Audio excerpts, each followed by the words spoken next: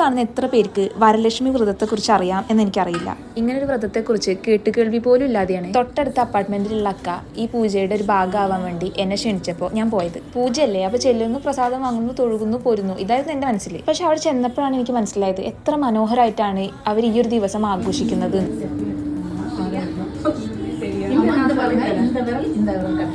കുടുംബത്തിന്റെ ആരോഗ്യത്തിനും സന്തോഷത്തിനും സമാധാനത്തിനും ഒക്കെ വേണ്ടിയിട്ട് വരലക്ഷ്മിയെ ആരാധിക്കുന്ന ഒരു ദിവസമാണ് വരലക്ഷ്മി വ്രതം എന്ന് പറയുന്ന ഈ ദിവസം. പ്രത്യേകിച്ച് മാരീഡ് ആയിട്ടുള്ള ആൾക്കാർ ഭർത്താവിന്റെയും മക്കളുടെയും ഒക്കെ ക്ഷേമത്തിന് വേണ്ടിയിട്ട് ആ ഒരു ദിവസം ആ വീട്ടിലെ സ്ത്രീകള് വ്രതം അനുഷ്ഠിക്കാറുണ്ട്. അവര് ആ ഒരു ദിവസം ആ ഒരു പൂജയ്ക്ക് വേണ്ടിയിട്ട് അവിടെ അലങ്കരിക്കുന്ന ഒരു ഭംഗിയുണ്ട്.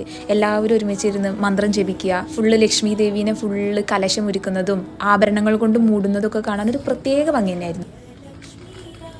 തമിഴ്നാടുള്ള പല ആൾക്കാർക്കാണ് ഫെസ്റ്റിവലാണ് ചക്കര പൊങ്കൽ, സുണ്ടൽ, നെയ്യപ്പം, കൊഴുക്കട്ട, ഇഡ്ലിന്ന് സാധാ ഇഡ്ലിയാണ്, പച്ചരിസി ഇഡ്ലി, അത് കാര കൊഴുക്കട്ട, ഇത് വിനിപ്പ് കൊഴുക്കട്ട.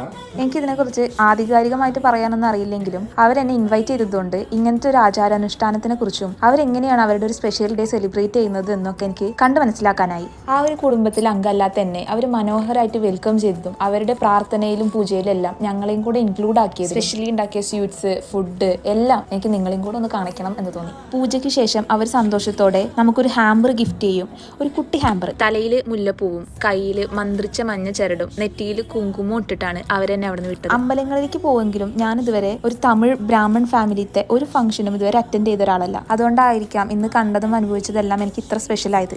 ചില കാര്യങ്ങളൊക്കെ അങ്ങനെയാണ്, നമ്മൾ എക്സ്പെക്ട് ചെയ്യാണ്ട് കിട്ടുന്നതൊക്കെ കുറച്ചും കൂടെ മധുരമുള്ളതായിട്ട് തോന്നും.